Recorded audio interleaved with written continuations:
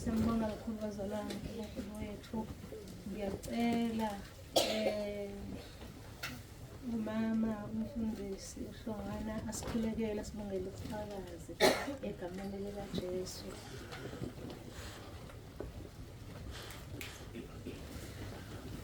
Sebephelele nabefundisi.